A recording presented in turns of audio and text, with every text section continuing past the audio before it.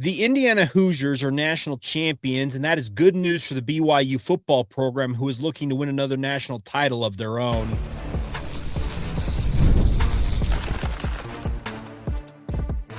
You are Locked On Cougars, your daily podcast on the BYU Cougars, part of the Locked On Podcast Network, your team every day. What's up, everybody? Welcome into Locked On Cougars, your daily podcast focused on the BYU Cougars. I'm Jake Hatch, 14-year credentialed media member at BYU, your resident expert and insider, your host here on the show. And as always, thank you for making Locked On Cougars your first listen of the day. And also thank you to all of you who make Locked On America's #1 sports podcast network. Coming up on today's show, we're going to talk about how Indiana's national title win is actually good news for BYU as they try to win another national title of their own. Then we'll talk about where BYU is currently projected in the way too early national polls, and it's actually a pretty advantageous spot for BYU to be in at this juncture. Today's show, taking stock of where BYU basketball is at right now as they enjoy a bye week this week ahead of their second rivalry showdown against the Utah Utes. It's all brought to you today by our friends over at Game Time. Download the Game Time app today.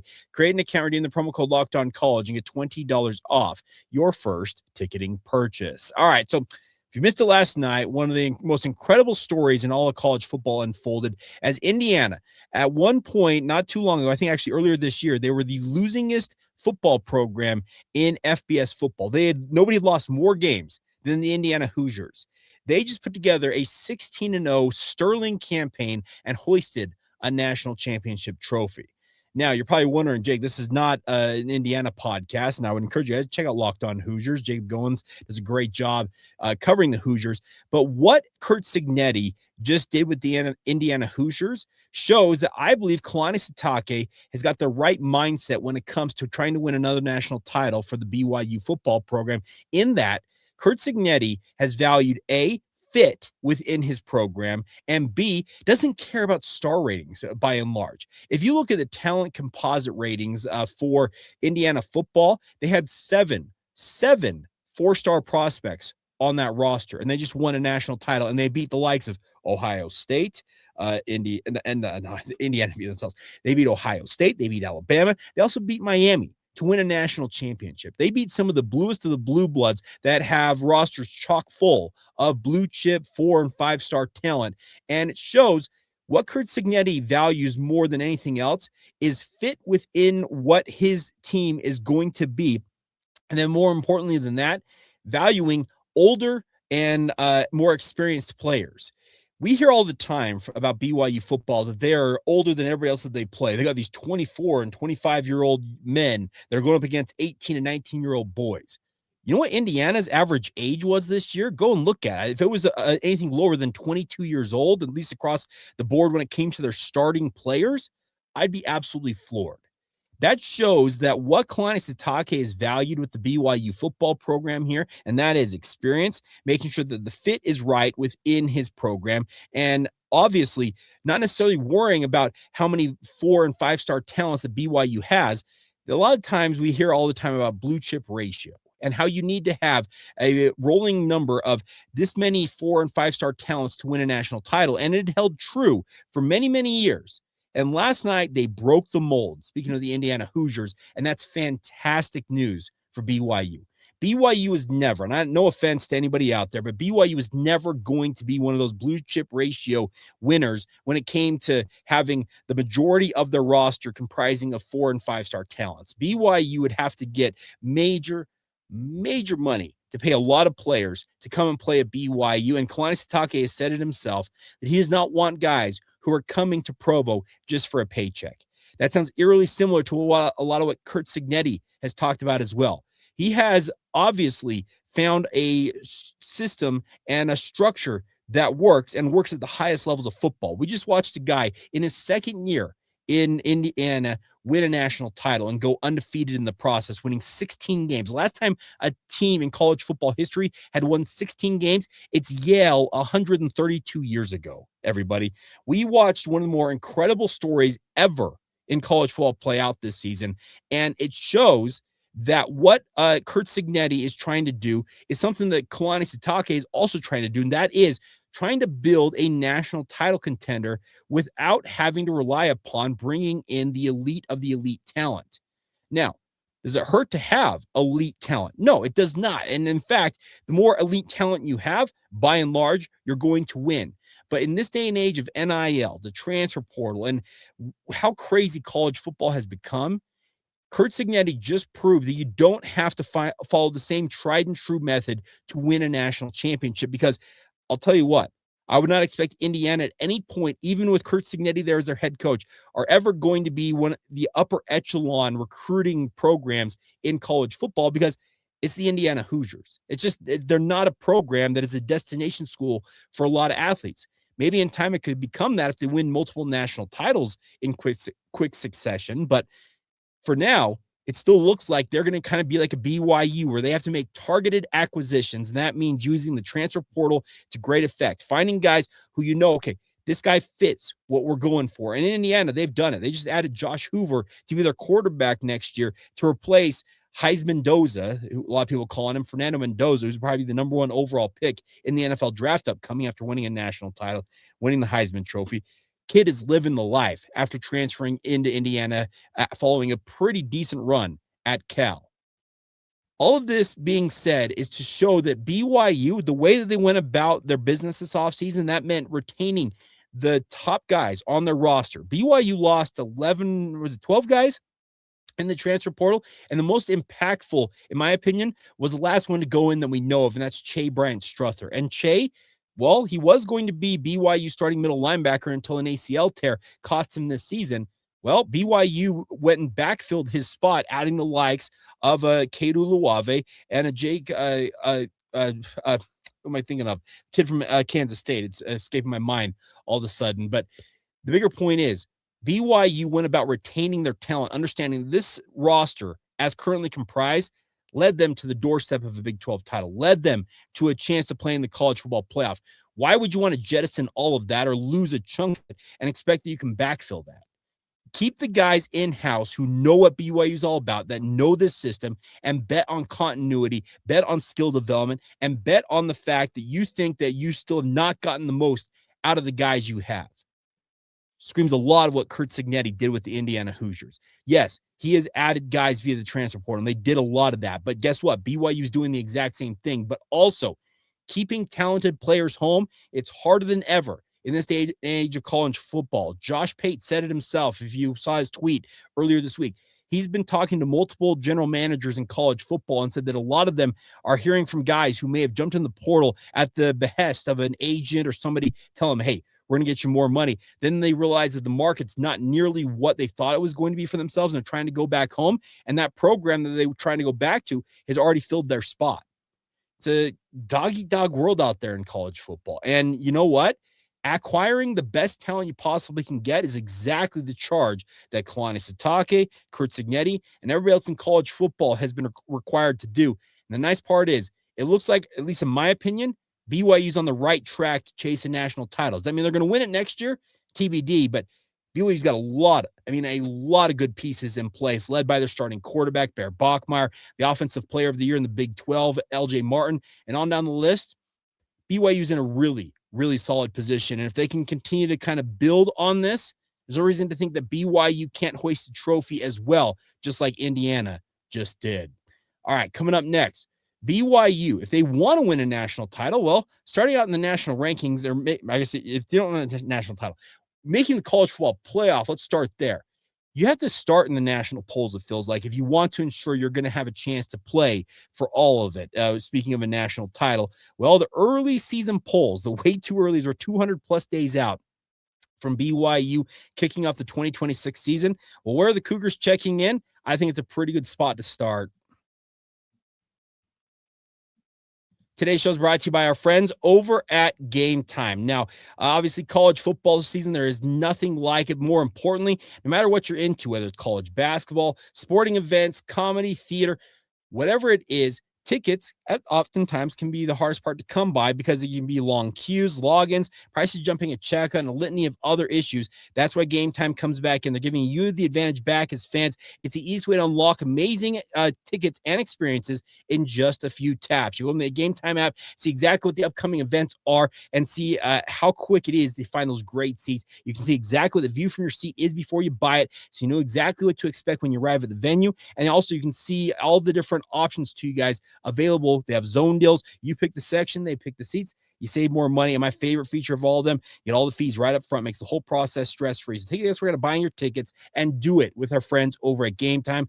Download the Game Time app today. Create an account and use the promo code LOCKEDONCollege for $20 off your first purchase. Terms apply. Against the promo code LOCKEDONCollege for $20 off. Download the Game Time app today. Thank you once again for making Locked On Cougars your first listen of the day. Thank you to all of you once again for making Locked On America's #1 sports podcast network. Hope you had a fantastic Martin Luther King Jr. Day. Apologies, my voice doesn't sound as strong as it usually is. I've been dealing with a little bit of a head cold. I think my voice is holding up all right so far, but understand if it's not necessarily sounding as well as it usually does. But the bigger news is that there are way too early college football top 25 polls are out. They come out in the aftermath of the national championship. In the case of, I think, what was it, On 3, actually put theirs out before the national championship game even came about. And taking a survey of them, looking at Sports Illustrated, ESPN, Pro Football Focus, On 3, CBSSports.com, BYU, it appears at right now, and we are over 200 days away from the start of the college football season. And I will just say this: hurry up, college football. I love you. That's just my personal thought on the matter. But BYU is in a very good spot if these polls hold. Now, BYU was in a very similar spot last year. Remember, if you look at those way too early top 25 polls throughout the offseason, BYU was somewhere between 9 and 15 last year, and that's exactly right where they start this offseason. Now, last offseason got a little skewed when the Jake Retzloff situation went down. A lot of people downgraded BYU, and as a result of the unknown, I guess we could say, about BYU at quarterback, BYU started the season unranked. And obviously, they had to kind of fight their way up with their incredible start to the year, making the run to the Big 12 title game, and then finding themselves right there on the doorstep once again of the college football playoff. Let's hope this season, this offseason, is a little quieter on that front. And BYU's spot, whether it's, I think Sports Illustrated is the highest I saw at 9. I saw BYU at 12, 13, 14. And I think if you start inside the top 15, which I absolutely believe BYU should be starting the season as a top 15 squad, especially considering the amount of talent they return off of a team that played in the Big 12 title game, there's no reason to think that BYU can't find itself right there in the top 10 if they win like we expect them to win next season. I have had some conversations with those of you in our Locked On Cougars Everydayer Club. By the way, we did another plug for you guys to join that. And the thought has been, why shouldn't we expect 10-plus wins for BYU next year? And in fact, I will say it right now, 10-plus wins is the bare minimum expectation at this juncture. Now, long offseason ahead. Things could change. Injuries, issues with regards to honor code, all that different stuff. And I'm not wishing any of that to happen because it does no good for BYU football. But looking at this schedule for BYU with 7 home games and the likes of, look at the Big 12 slate, it's not a murderer's row. You're not going to see Texas Tech next year. They rotate off of the schedule for BYU. You will welcome Arizona, Arizona State, Baylor, Iowa State, and Cincinnati to LaVell Edwards Stadium. You'll play road games in the Big 12 at Kansas, at TCU, at UCF, and at Utah. They also have home games against Notre Dame and also against Utah Tech to kick off the season. And then you have a road game at Colorado State. It looks very easily that BYU could easily expect to win 10 games, and their fate when it comes to the Big 12 title game could come down to their matchup with Utah up there in Salt Lake City at Rice-Eccles Stadium. They look to win 4 straight over the Utes, and their chances for the college football playoff could come down to what could amount to be a top 10, top 15 type showdown against the Notre Dame Fighting Irish in Provo, Utah. The expectation that game will be played sometime in October. That is a very advantageous schedule for BYU next year because you look at it, Arizona State looks like a team that could be dangerous. But outside of that, Cincinnati, they're going to probably backslide a bit. Iowa State inevitably is going to backslide. They had like 17 guys left from last year's roster on it. Kansas, a little bit of a rebuild, retool right there with the Jayhawks. TCU, do they have a quarterback? Because Josh Hoover just left. UCF, okay, they gave BYU a fight in the regular season finale this past year, but how much better are they going to be in Scott Frost's second year? Baylor, they've got DJ Lagway coming in at quarterback, so they should be, in theory, be better. Arizona, I think, is going to be a pretty decent squad, but they do have to replace some talent there. I'm being very blunt, kind of looking at the way the schedule lays out for BYU next year is the expectation, at least in my mind, the over-under probably is going to be set, 9.5? That's probably the expectation from our friends at FanDuel and others, and those will come out in due time, and we will know what the actual layout of the schedule for the Big 12 will be coming up tomorrow. They have announced that on Inside the Big 12, they're going to announce the full 2026 schedule, so we'll know how this lays out for BYU, when they'll play Utah, when they will play Notre Dame, when they play, how the Big 12 schedule lays out, if that Notre Dame game is right in the middle of the Big 12 slate. We'll get all of that coming up tomorrow, so stay tuned for that. But the bigger point is BYU's in a great spot right now.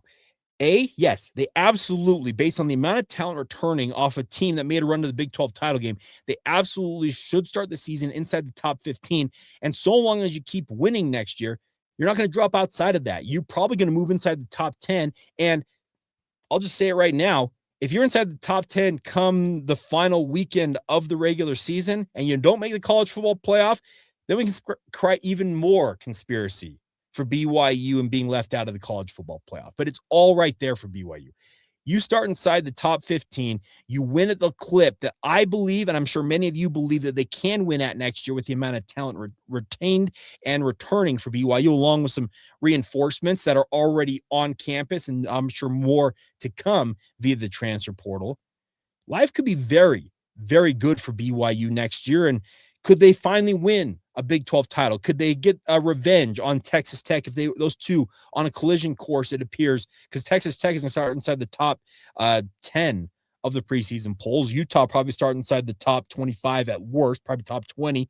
So you're looking at a season ahead that is full of intrigue for the BYU football program, but there's no reason to think that BYU is going to backslide, that they're going to suddenly find themselves struggling, because everything that BYU has accomplished the past 2 years has been built essentially on the backs of the guys that are already returning to this program. And oh, by the way, that true freshman quarterback that was an absolute stud for BYU this year, shouldn't you expect that Bear Bachmeier is going to take another leap forward after a full offseason, actually, of working inside BYU's offense? A reminder, this kid had about 5 weeks to get up to speed on BYU's offense, win a starting job in about 3 weeks of training camp. And so inside the span of about 2 months, he went from not even being on campus to being BYU starting quarterback. Imagine what he can do with a full offseason's work in terms of training with BYU strength and conditioning staff, going through a full spring ball, really getting in kind of the nitty-gritty of BYU's offense with Aaron Roderick.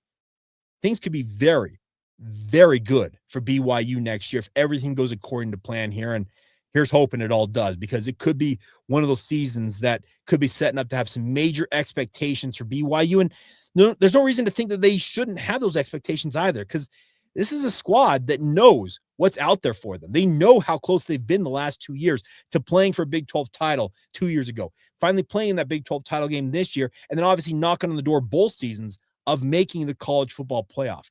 They want nothing more than to break through here, and it's all right there for the Cougars. Kelly Papinga taking over BYU's defense. He'll have a lot to prove, obviously, but he's got a whole lot of talent on that side of the football for BYU's defense to work with. Things are looking on the up and up for the BYU football program, and I'm excited. You should be excited, and I think they're excited inside the football facilities down there in Provo. All right, coming up next, we'll take stock of where things stand for the BYU basketball program, because coming off a tough loss to Texas Tech, a lot of people concerned that, hey, is this squad not as good as we thought they were, or are they maybe in a little bit of a lull, a dip, whatever. We'll get into that coming up next.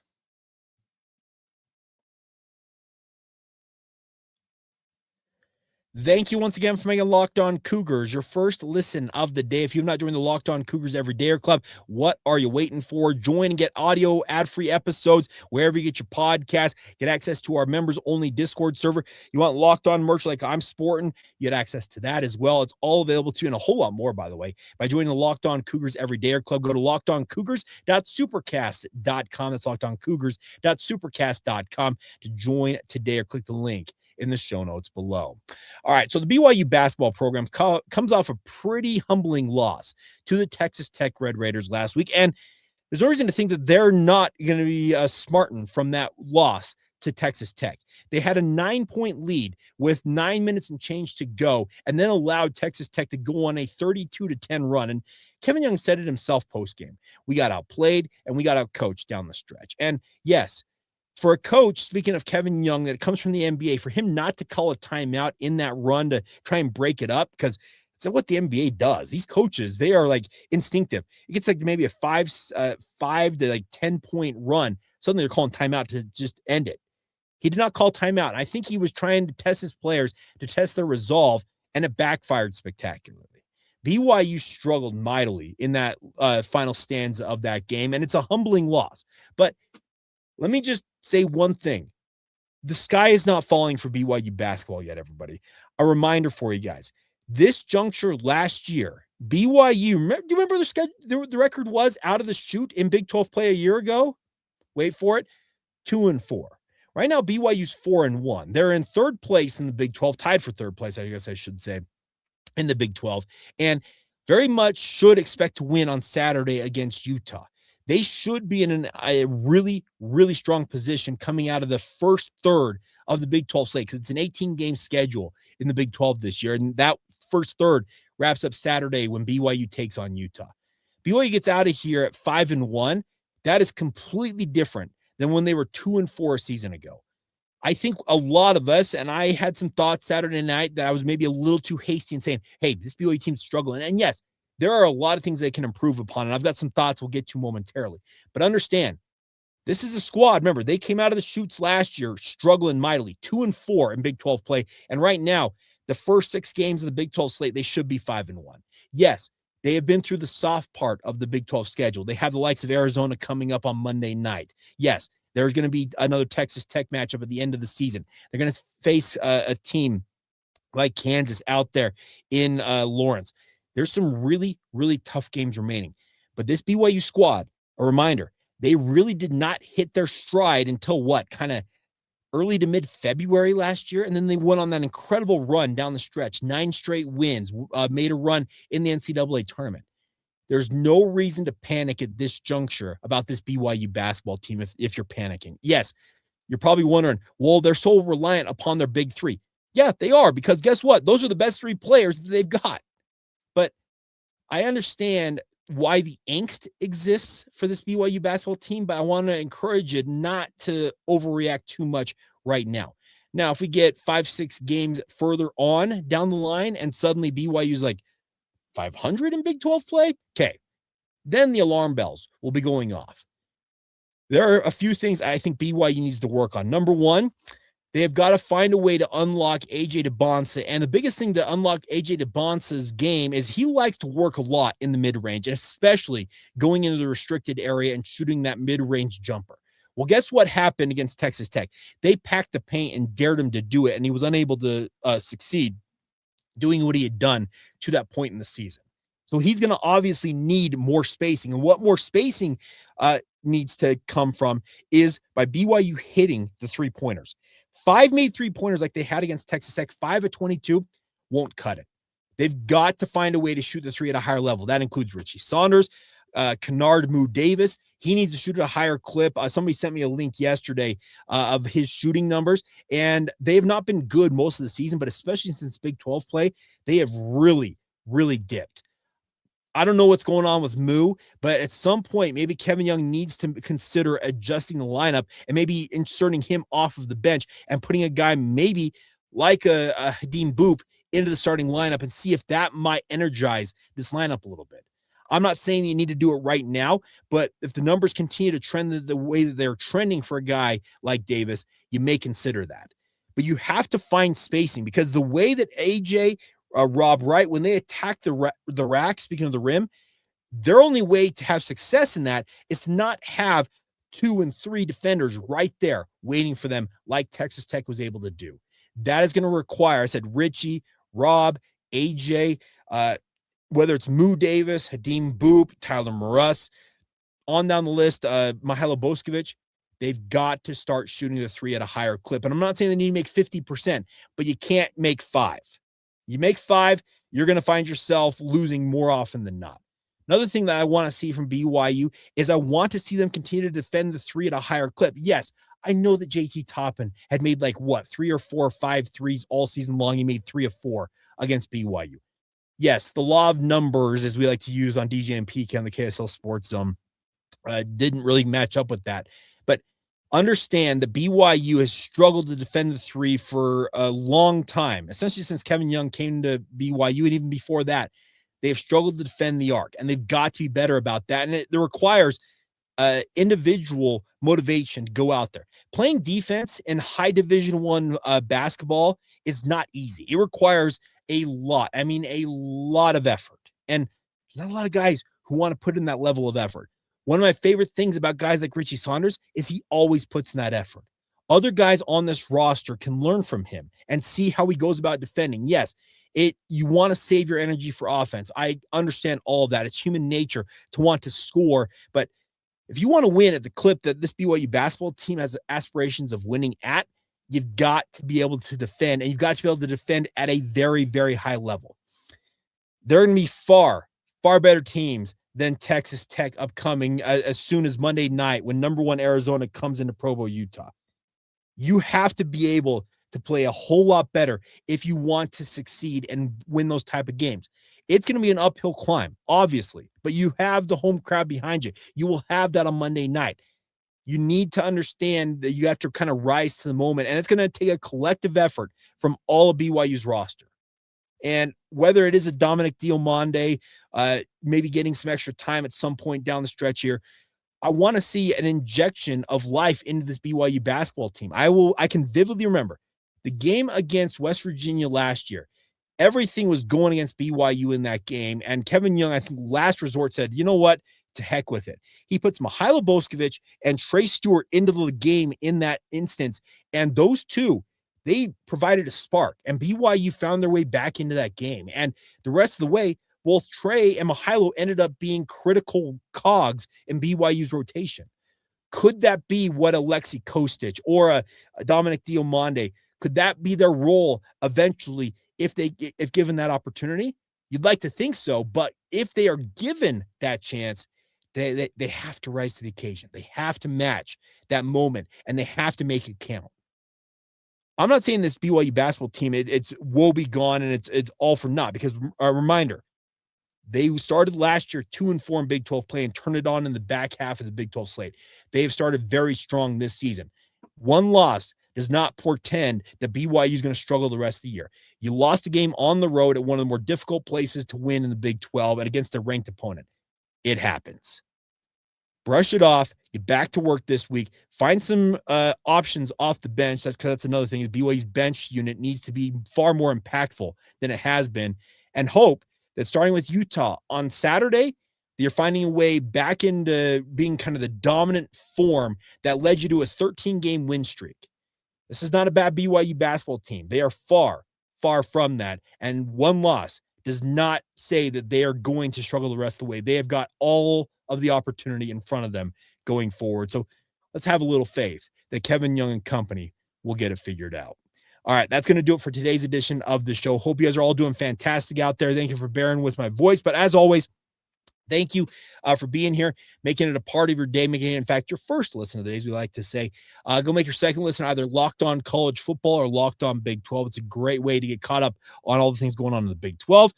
Indiana's win in the national title game. Spencer McLaughlin will have that for you guys on Locked On College Football. And as always, thank you for being here on Locked On Cougars. So until tomorrow, everybody, have a great rest of your day. And of course, come back and be an everydayer right here on the Locked On Cougars podcast.